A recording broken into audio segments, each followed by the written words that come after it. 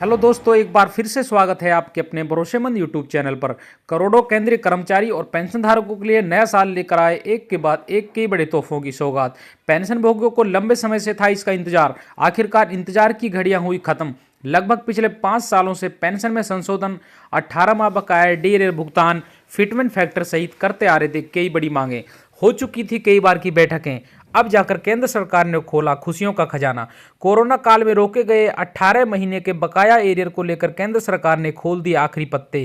केंद्रीय कर्मचारी पेंशनर बोले, वेतन और पेंशन में बढ़ोतरी को तय करता है फिटमेंट फैक्टर। इसी के साथ फिटमेंट फैक्टर ने मारी लंबी छलांग। बढ़ोतरी पर बनी सहमति। 3.68% होते ही न्यूनतम वेतन के साथ पेंशन में हो सकेगा बड़ा बदलाव। फिटमेंट फैक्टर के बढ़ते ही हाउस रेंट अलाउंस, डीए यानी महंगाई भत्ता और महंगाई राहत के अलावा और कई बड़े भत्तों में हो सकेगा बड़ा उछाल। अभी अभी आई महंगाई भत्ता बढ़ोतरी को लेकर गुड न्यूज। पहली बार इतनी बढ़ोतरी। फैमिली पेंशन और डिपेंडेंट परिवार की पेंशन को लेकर आया जबरदस्त मोड़। जानेंगे सभी खबरों को विस्तार से। सबसे पहले वीडियो को लाइक कर दीजिए, क्योंकि एक लाइक ही हमारी मेहनत का फल होता है। साथ में चैनल पर फर्स्ट टाइम विजिट किया है तो चैनल को सब्सक्राइब करके बेल आइकन दबा दीजिए, ताकि कर्मचारियों, पेंशनभोगी और जवानों से संबंधित वीडियो का नोटिफिकेशन आपके पास पहुंचे सबसे पहले। तो चलिए जानते हैं खबरों को विस्तार से बिना किसी देरी के। सबसे पहले डीए यानी महंगाई भत्ते में बढ़ोतरी को लेकर आई बड़ी खबर की बात कर लेते हैं। केंद्र सरकार के कर्मचारियों और पेंशनभोगियों के लिए वर्ष 2026 खुशियों की सौगात लेकर आया है। 1 जनवरी 2026 से महंगाई भत्ते में बढ़ोतरी और 8वें वेतन आयोग के गठन को लेकर सरगर्मियां तेज हो गई हैं। बढ़ती महंगाई के कारण आम आदमी की जेब पर बोझ पड़ा है। ऐसे में कर्मचारी उम्मीद कर रहे हैं कि सरकार वेतन और भत्तों में सुधार कर उन्हें बड़ी राहत देगी।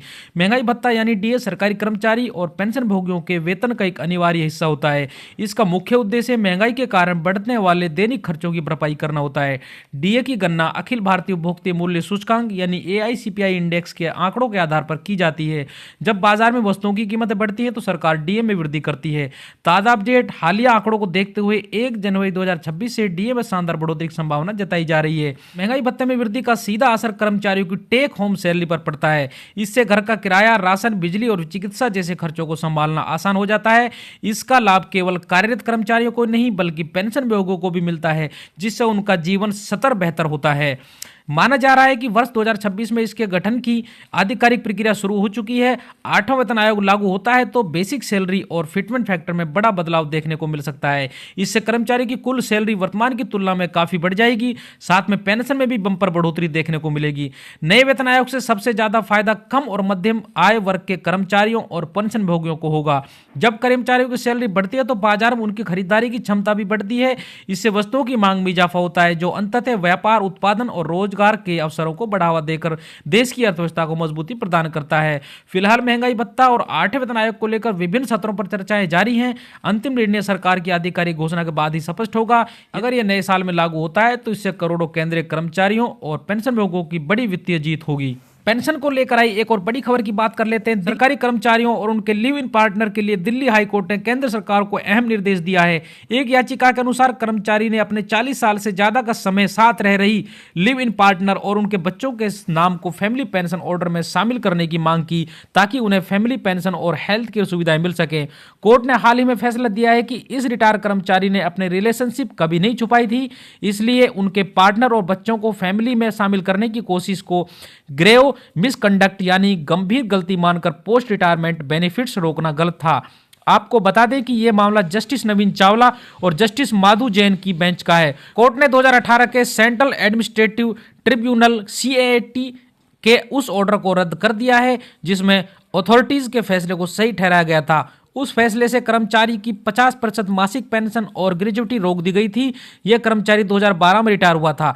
कोर्ट ने साफ कहा, हमारे पास कोई वैध कारण नहीं दिखता कि रेस्पोंडेंट यानी सरकारी विभाग पेंशनर की 50% मासिक पेंशन और ग्रेजुटी को हमेशा के लिए रोके या उनके डिपेंडेंट को फैमिली पेंशन से वंचित करे। कोर्ट ने आदेश दिया कि विभाग की ये राशि तुरंत जारी करनी होगी।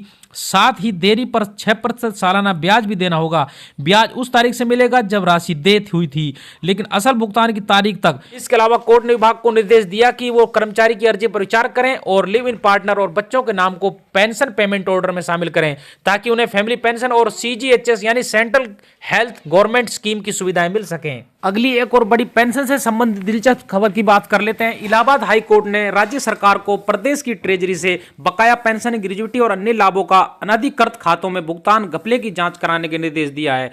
कोर्ट ने यह आदेश एक जिले में 57 पेंशनरों के खातों में 42,04,22,093 रुपए अनधिकृत रूप से जमा करने के खुलासे के बाद दिया है। हालांकि की धोखाधड़ी की आरोपी 85 वर्षीय महिला जोगवा उर्फ जगुआ को सशर्त अंतरिम जमानत देते हुए अर्जी पर राज्य सरकार से जवाब मांगा है और अगली सुनवाई की तिथि 28 जनवरी नियत की है।